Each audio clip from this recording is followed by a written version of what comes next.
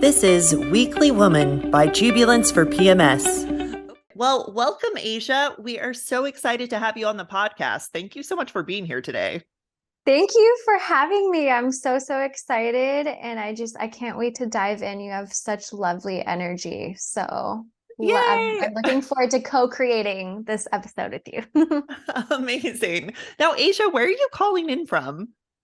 I'm in Los Angeles currently. I moved here. It's actually been a year now. I moved here last April. Oh, amazing. Where in LA? It's Marina Del Rey.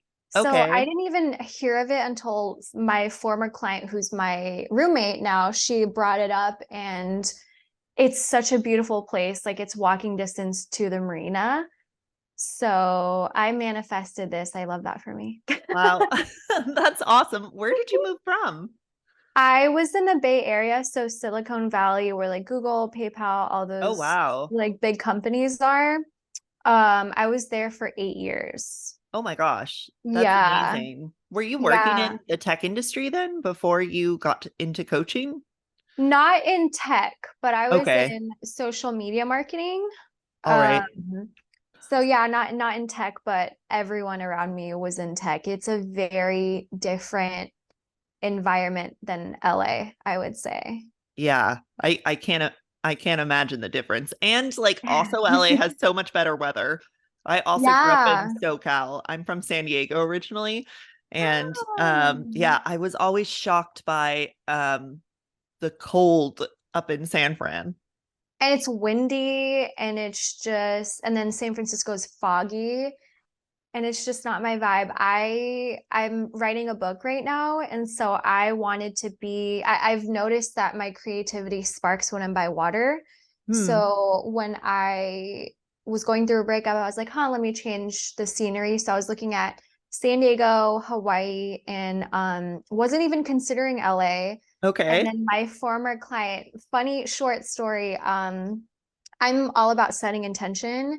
And so I was like, huh, if I move from the Bay, I would actually preferably want a roommate, just Hmm. because for like safety issues, and it's more comforting to me. So I was like, okay, I'll live on my own if I don't find like the perfect roommate. So I made this like CVS like list of, the CVS receipts, Yes. the long list of like my non-negotiables and my preferences. So I had my non-negotiables and preferences, which I feel like everyone should do in terms of like friendships, relationships, jobs. Hmm. So I wrote it out, and I was like, wow, sis has a cool receipt.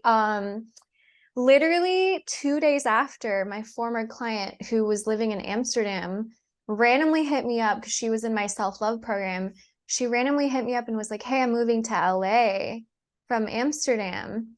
And I look at my list and I'm like, this is weird, because she hit everything and more. And since I've worked with her over the last few months last year, I knew that she like hit that list. So it was just so wild. And I was like, are we gonna be roommates? And so we're roommates now, and she's like so aligned to just like lifestyle. We work out, she's plant-based, she meditates and everything. And so it just really worked out. So I'm huge in intention. And when things like that happen, I'm like, I'm just gonna continue to do that because it's Wow. working. That's amazing. Oh, wow.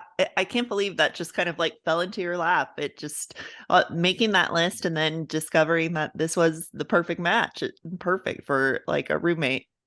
Yeah, so with lists, thank you. What I realized with lists is I actually was talking about this on my Instagram story, that I wrote this long list, and a woman replied to my story and was like, I'm not gonna lie, I got triggered by your list. Hmm. And she was saying in a good way, right? Oh, Because okay. triggers can lead to, it's poking at what you need to give more love to, right? So she was like, I'm not gonna lie, I'm triggered by the list, because in her head she was saying, this is verbatim, she was saying, oh my god, like, why is she making that long list? Like, who is she to make that long list? And then she said that she paused and like journaled and did like introspection, and she realized it's because when she was writing a list, she thought she was asking for too much, or that she was not deserving of that. Hmm. I was like, wow, I love this introspection and all these downloads for you because it takes the level of healing to really hold yourself accountable and be like, wait, this is actually like has nothing to do with her, it's me. Yeah. And So you've yeah. sort of touched on your roommate was in a former class that you've done and did some of your coaching. Can you explain who you are and what you do, Asia? Oh, yeah, sure thing. So I'm a self-love coach, and I'm also a business coach for the past year now, actually a year and some change. I'm also a women empowerment podcaster. Wow. Yeah, Now, thank what is a you. self-love coach? So, what I realized when I decided on that title, it could mean so much. My program that I launched with is like my unconditional self-love program. And we touch up on the 7 S's of self-love. So self-respect, I'm gonna butcher it, self-compassion or self-kindness, self-awareness, self-care, self growth. I'm missing something, but self knowledge.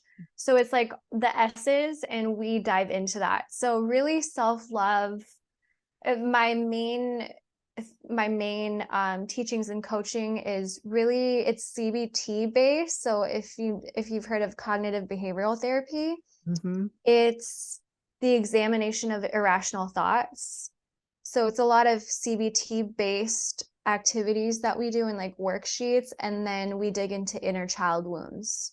Huh. So based off like your thoughts and your beliefs, we go into your childhood and see where that was created in your subconscious. So that's really what I do is I help with limiting beliefs, mental blocks, getting out of your own way, really in between what you want and yeah, what your desires are and the life that you want to live. So I usually can spot. I've been doing this for a pretty good amount of time, and I've done this with myself. So I healed. We're all still healing, but I was healing myself, and we'll talk about it in a bit of how I got started. But yeah, so I helped myself heal, and then I just shared my tools and knowledge, and so that's Mhm. really it's just a big umbrella self love. Yeah, it does sound like a big umbrella. I mean, the 7 S's that you just listed off are huge subjects to tackle with your course and with diving into childhood trauma. Can you talk a little bit more about you touched a little bit on healing yourself. How did you come to become a coach and to go forward with self-love? I love this question. This is probably my number one question that I get asked, and it's exciting for me every time. So I started off as a fashion blogger because everyone was like, you should do a fashion blog. And I was like, okay, sure. Because everyone always asked me where I got my clothes from. I started it, and it was literally like nail on a chalkboard. Hmm. I had so much resistance in like creating content, posting. I just knew it just wasn't for me like immediately. So I was like, okay, I'm just gonna pause that, and like I don't think blogging is for me, like at least fashion blogging. Hmm. So then I'm from the Northern Mariana Islands. No one's ever heard of them. They're really, really small. They're by Guam. It's just very tiny islands. And a typhoon struck my islands, and it was like the biggest typhoon in the Pacific a few years ago, and it completely tore my island to shreds. Like my grandparents, um, it like tore their whole roof off and like took their furniture and everything, and it just ravished the whole island. So before I was a blogger, like no one really knew like the philanthropy that I did. I've always just been a philanthropist. My parents are, and just always giving back. And so when that typhoon struck, I was like, okay, I need to help my people. So I rallied up, was doing getting donations. Me and my parents shipped like 78 boxes, like big, big boxes back home via you know those big ships, those like cargo Yeah, a ships? cargo ship. So yeah, so we rallied enough money to send them supplies and everything. And I just Wow. rallied it up. Yeah. And so we were able to give people food and clothes and everything because everything was just wiped. And so someone reached out to me and was like, you should do blogging on your philanthropy. I was like, really? I don't think people like want to read that because I had always been doing like charities and stuff at work, but like to Hmm. get people enthusiastic about it, it was like kind of like hard for me. And so I was like, I didn't think that people would even be interested in that. So I was like, okay, I'm just kind of like go with the wind type of gal. So I was like, okay, I'll just revamp it. So I did a lifestyle blog. And then I'm really, really passionate about mental health. This was at the start of like my healing journey. So I was like, Hmm. okay, I'll do like my lifestyle, including like mental health, just everything wellness. And so I started that in March. I think it was like 2019. I started that in March. I won Woman of the Year in September, a few months after. That's So I was like, incredible. okay, thank you. Wow. I Just a couple was months later, just Woman a of the couple Year. months, no big deal. And it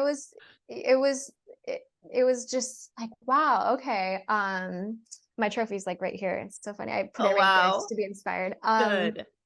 So I think that it really landed with people because I was so open about my story and my trauma. And so from then I won woman of the year. And then I kept getting asked to be on podcast episodes. I was in the newspaper, I was doing motivational speaking. It just, my life just really picked up. And then someone was like, you should be a life coach. I Hmm. was like, I don't know what that is, but I'm just gonna go with the wind and like look it up. And I was like, wow, people can make a living by helping others. That's so wild to me. So I got certified, launched. I was able to leave my job in 16 weeks Wow. after, yeah, so life has been a blur, a good blur. And Yes. so I launched my coaching business, and then people were like, you should start a podcast. Okay, sure. I don't know anything about podcasts. So I launched that. And then it ranked on the debut night, it ranked 65 on Apple Podcasts in my genre. Incredible. I was like, yo, I'm just going to follow my joy and follow what people suggest because it hasn't steered me wrong. So people were saying, you should write a book. Okay. So now I'm in LA writing a book. What So is your book long-winded. on? I wanted to do self-help like memoir. So like if you have you read Will Smith's book? No, I haven't, but I've heard all about it. Oh, it's so good. Or like, have you heard of Glennon Doyle's Untamed? Yes. Love that book. Probably my number one women empowerment book ever. I like how authors incorporate their stories and then the lessons in their stories, they tell it. So it's Hmm. not like telling someone what to do, which is not my jam in coaching or like podcasting or anything. Is just like sharing my story and Hmm. then you can get guidance from what I share. That's kind of like my vibe. And so I can that's what my book is about. So I'm slowly chipping away at it, but it's not nearly done. Incredible. Wow. Thank That's such you. a feat, writing a whole book. Incredible. Yeah. I was always a writer. So even when I was younger, I would make books for my cousins I would cut up pieces of paper and staple it and like do the drawings and everything. And it never really clicked to me because my parents wanted me to become a doctor. So Oh, I was wow. set on being a doctor. I went to school to be a doctor. And I remember my English teacher was like, would you ever consider being a writer? And I was like, writers don't make money. I was 18. So I was like, Yeah. writers don't make money, so like no, I'm like gonna be a doctor, right? And so funny, life comes full circle because like I'm writing a book now. That's So I was incredible. like if you listen to your if you follow your joy, and start remembering, because a lot of people say, this is obviously my opinion, but like finding themselves, right? Hmm.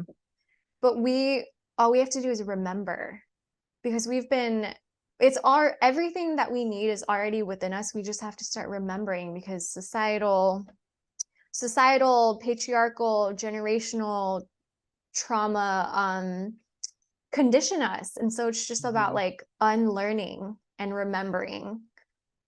Yeah, that's so interesting. I never think about it that way, but there is so much joy that you have as a child, that you can do, to play in different ways, to like have an imagination where the limits don't exist. And so Yeah. that's a fascinating idea of just the unlearning aspect of what we learn as a society.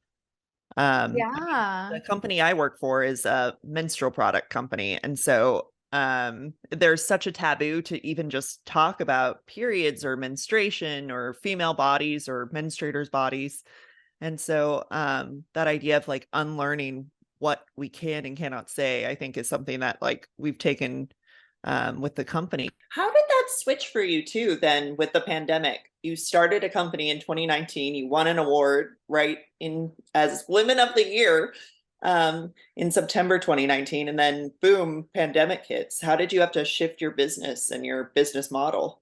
You know what? It's so crazy because I actually launched my business 2 months after the pandemic hit. Oh my gosh, wow. I feel like everyone was like, this is an interesting time to launch a business. However, without all the distractions, people faced themselves during the pandemic. Yeah, we You can't needed distract self-love. yourself with the bar, with activities, with all these things. You literally had to sit with yourself, and most people, myself included, can't face themselves, right? Or it's really hard, which I totally get, because then you have to hold yourself accountable, and you start remembering things in the silence, of your childhood. And so it was actually a big blessing, because I think people really were like, okay, I can see my patterns, I can see my thoughts, and I actually don't like my thought patterns. Like, how can I rewire? And so that's when I came in, and people were able to go to events because everything went virtual.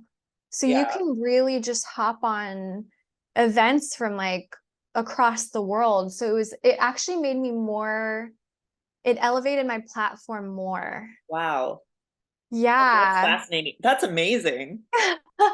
It's in divine timing. Thank you. I just look back anytime I think about my timeline, I'm like, huh, that really like worked out for me. And I come from a very dark um like life before that. Obviously the dark was necessary for, it was all a part of the plan, but it was just kind of like a complete 180 Mhm. from how I used to live. Yeah. So Well, I'm so glad that everything worked out and you're writing a book. You were Woman of the Year. What is a piece of advice that you can give our listeners moving forward with self-love in their own lives? I love that. A piece of advice. There's so many. Um, Asking yourself, this is just like a small tip. Asking yourself according to who. Hmm. So, for example, when you're scrolling on social media, and everyone does it, right? It's a human tendency to compare as a means of survival. It's just your brain braining, I like to say. So when you're scrolling and you see someone on your timeline who just got engaged, and you're like, oh my God, when is it my turn? Right? Or I'm behind in life. That's your thought. Mhm. Pausing and asking, according to who? According to society's standards, according to someone else's timeline, according to your parents' timeline. Because it's common in the immigrant culture community to uh push you know push your kids into education tunnel vision education. And then in your late 20s, okay, when are you going to have a kid? When are you going to get married? It's like, whoa, you were just telling me to tunnel vision all the way up until like last year. And now I'm supposed to have a kid, right? So questioning, yeah, asking yourself according to who? According to whose standards? According to what idea? According to whose happiness? Mm-hmm. So Yeah. when I catch myself, a lot of people assume because I'm a self-love coach, I don't have negative thoughts. I'm like, no, I actually don't wish that, because how boring would life be if everything was just perfect, right? But yeah, I get into the practice of asking, like pausing and asking myself that, and that has like really put me in perspective and shift out of that. Mm-hmm. That's a that's a great piece of advice and something I need to use in my own life. It's a Yeah, practice. yeah. I want to share, this is the quote. I saw it somewhere. You're not responsible for your first thought, but your second thought is your responsibility. So your first thought is your automatic. It's from most likely from your subconscious, because we're in autopilot, right? So we can't control our automatic thoughts. Mm-hmm. But the second thought is our responsibility. So for example, if you're scrolling on social media and you're like, oh my God, I'm fat, right? You're just looking at a model, you're like, oh my God, I'm fat. That's your automatic response. But your second response to that thought, no, actually, I have a normal functioning human body that serves me. And I'm grateful for that. So you're responsible for the second thought. A lot of people don't put the second thought after, and Yeah. the negative outweighs. If you really think about it, in the past, this was pre-therapy, Asia, I used to water the negative thoughts a lot, and that's why they were so much stronger, The right? negative Especially things are what you remember, I feel like too. yeah, You're because like, it's oh, this thing happened, I remember it and I replay it. But the positive things you're not remembering or re looking at them or pushing them to the top of your brain. So I love that idea of the second thought that you're responsible for. yeah. So a lot of people don't realize, I didn't realize as well, as like our brain was wired for negative thoughts because of survival. So Huh. back in caveman days, we have the same brain as a caveman. It just didn't evolve with the times, right? We've really evolved as humans and as a society. If a saber tooth back then jumped out of a bush, it would actually help for your survival to remember the negative things about Mhm. the saber tooth and the bush, because that's as a means of your survival. It's not going to Wow. cling to the positive, because it's not going to keep you alive. So That's so anytime, fascinating. yeah, so anytime my brain is like really negative, I'm like, thank you, brain. I'm safe. I'm safe. Thank you for braining. I got Wow. it. I got it. Thank you for protecting me, especially with my anxiety. Like, thank you for protecting me. You must really like this guy, or you must really are really passionate about your work, right? So reframing. Wow. Yeah. Reframing is such a great way to do it. And like so interesting. That makes so much sense. That we're wired for this negative brain to protect us from danger. But now we can just have that second thought, like you were saying, and reframe it. Yeah. Um, and something that we always ask on this podcast, Asia, is what is your definition of womanhood? I love that question. So, my definition of womanhood is, um, it may sound cliche, but just being true to yourself. And that also includes being in your joy and playing. Um, and like I said, remembering like who you are aside from all the conditioning. Mhm. So for example, I have this there's a week in my self-love program to tackle your change the relationship with your inner critic. So we do this drawing exercise that I have people, my clients draw their I call it a gremlin, but their inner critic, right? And almost every single person before we do the activity, they're like, Oh, I'm not an artist. I'm not artistic. Mm-hmm. According to who? Oh, I didn't even think that. I was just According like, to yeah, who? Art is subjective. This is not this, and that's it's in the beginning weeks of the program. So it's like you really get to see like, wow, according to who? And I listened to this audiobook by Brene Brown. Have you heard of her? yes. I'm obsessed with her. She talked about this in The Power of Vulnerability, where people let go of their artistic hobbies around like middle school. Hmm. And she talks about why. And it's because if you look at the school system, you take an art class, you are graded by your art. You Mm-hmm. have someone that tells you, gives you a score on your expression of creativity. Yeah. So no wonder we automatically are like, oh, I'm not an artist. I'm not going to pick up paint. I'm not going to dance. I'm not going to do all these things, because we were conditioned to believe that there's a certain standard that we have to meet to express ourselves, and art is so healing, Mm-hmm. right? So it's like we get conditioned. And so in terms of womanhood, is just remembering who you are, remembering what brings you joy. um a lot of I only work with women, right? And they come into my program having no hobbies, Huh. which I've never had hobbies. My mom, she's on her own healing journey, on her own timeline, but she doesn't have hobbies. And it's because we think in a capitalistic society, hobbies are a waste of time. I'm not making money. Mm-hmm. It's not productive. But studies show that art is healing, Mm. sound is healing, right? And so just getting to that playful inner child, because like you said earlier, when we're children, the sky's the limit. We literally have this belief that we can do anything, say anything.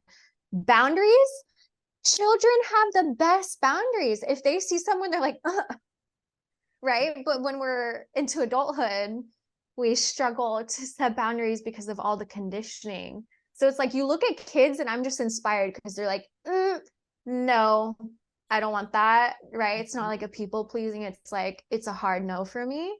So getting back to that, getting back to your true self. So women have way more pressures than men when it comes to honestly everything.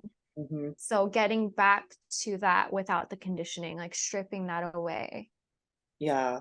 I think that's an amazing definition. I love that idea of just like, what is your joy? Getting back to that joy, stripping back and rediscovering what makes you tick, what makes you love something, what makes you feel happy and joyful. Which is such a lovely definition. Asia, Thank how can you. people find out more about your courses, about your coaching? How can they learn more about your book that's coming out? Tell us where we can find you. My thank you so much. My book won't be out for a while, but my Asia Hilario, so ASIAHILARIO.com is my website.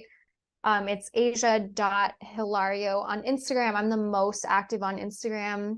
And my podcast is called the Glow Up Season podcast, and it's streaming on all platforms. Amazing. Thank you so much for being on today, Asia.